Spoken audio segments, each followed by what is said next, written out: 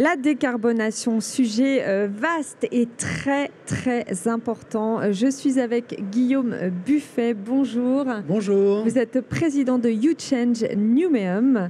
Alors, corrigez-moi, YouChange, c'est une société de conseil et aussi éditrice de Monterbase, si je ne m'abuse. Exactement. Vous êtes spécialisé sur le logiciel SaaS, utilisant bien sûr l'IA, pour accélérer l'open innovation et la transformation des organisations. Exactement, et je suis en charge du programme Startup de Numeum, qui est la fédération du numérique en fait. Voilà, est-ce qu'on peut justement revenir sur les enjeux et ce fameux projet YouChange?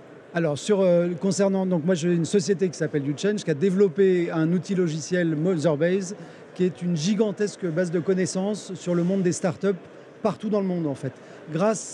Vous entendez parler d'IA, j'imagine, à longueur de temps, mais donc grâce à des algorithmes d'intelligence artificielle, on est en capacité d'analyser tous les échanges sur Internet entre des grandes organisations qu'on connaît déjà, des grandes entreprises, des incubateurs, des accélérateurs, des fonds d'investissement ou des régions par exemple, et leurs écosystèmes d'innovation.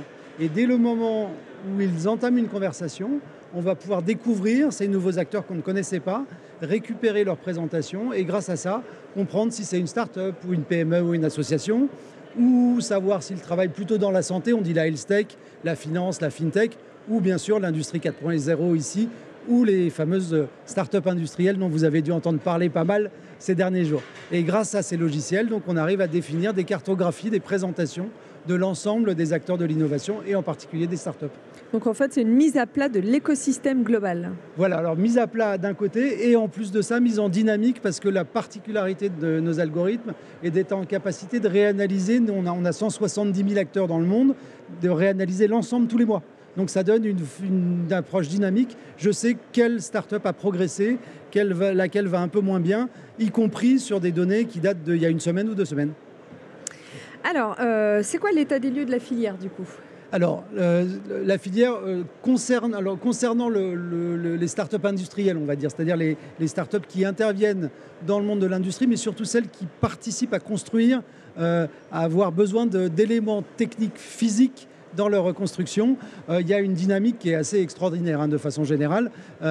Mais de façon plus générale, si on parle de l'ensemble des startups en France, on produit un baromètre sur l'emploi des startups en France ces dernières années. Et on se rend compte qu'il y a une dynamique continue et inarrêtée, puisque au moment où vous avez peut-être suivi l'année dernière, on a eu des tensions sur les levées de fonds dans le monde des startups. Et bien dans l'emploi des startups, on a eu une progression de plus 9,5% sur l'année 2023 et des premiers mois 2024 qui démontrent qu'on continue sur cette dynamique hyper positive. Donc les startups françaises sont une vraie locomotive pour l'industrie en général.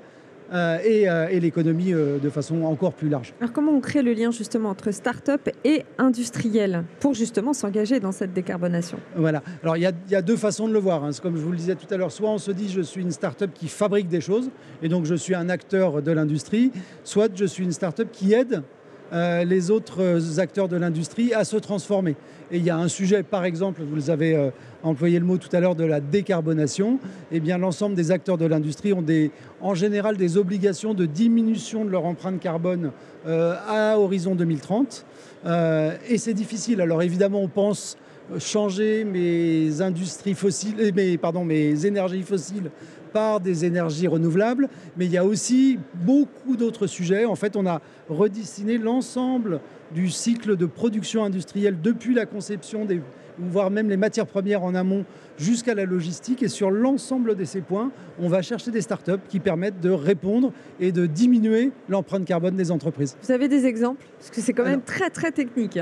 C'est très technique, mais par exemple, vous avez une start-up aujourd'hui qui a inventé une matière qui est du papier et qui permet de remplacer le plastique du packaging. Et donc vous êtes un industriel de l'agroalimentaire, plutôt que de mettre du plastique sur vos denrées périssables, vous mettiez cette matière en papier, mais qui est aussi étanche à l'air que du plastique. Donc résultat des courses, plus d'empreinte carbone et moins d'utilisation de matières, on va dire, qui sont issues du pétrole.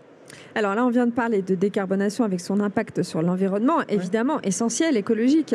Mais ce qu'on voudrait aussi voir, c'est l'impact peut-être sur sociétal, en termes aussi d'attractivité, de métier, de force économique. Absolument, c'est-à-dire que En fait, le sujet de la décarbonation a été pris pour beaucoup comme une simple contrainte réglementaire. En fait, il faut se rendre compte que alors moi, je suis un vieux, hein, j'ai 55 ans, même si c'est une vraie passion et que je travaille sur ce sujet-là on va dire par engagement citoyen, mais il y a toute une génération pour laquelle ces sujets d'empreinte et d'impact planétaire est une préoccupation majeure de tous les instants. Et ces gens-là, ils vont voir leur patron en disant « Mais patron, qu'est-ce qu'on fait, nous, pour la décarbonation ?» Et donc, aujourd'hui, une entreprise qui s'engage dans la décarbonation, c'est une entreprise qui aura plus de facilité à recruter et qui pourra mobiliser toutes ces générations montantes, les environmental natives, dans cette nouvelle mouvance. Donc, c'est hyper positif, là aussi, pour la marque employeur, comme on dit, mais pour inventer ses produits de demain aussi. Rapidement, Guillaume Buffet, c'est quoi la notion de planète native ? Ben voilà, c'est ce dont je vous parlais à l'instant, c'est-à-dire que pendant très longtemps, on a parlé de digital natives, vous savez, les gens qui étaient nés avec le numérique et pour lesquels c'était naturel d'employer ces outils-là, alors que des gens de ma génération, par exemple, ne comprenaient pas bien, ils avaient besoin de formation, qu'on leur explique.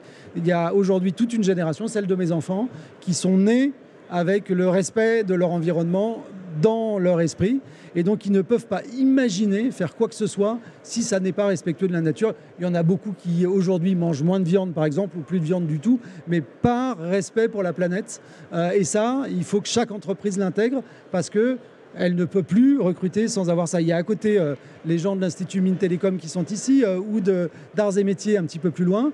C'est des écoles de formation qui ont beaucoup de mal à recruter s'ils ne sont pas capables de démontrer qu'ils s'engagent dans des programmes qui intègrent ces dimensions dans leur formation. Merci Guillaume Buffet. Je rappelle que vous êtes président de YouChange Nouméum. Merci d'avoir été avec nous et de nous avoir un petit peu éclairé sur ces sujets ô combien passionnants.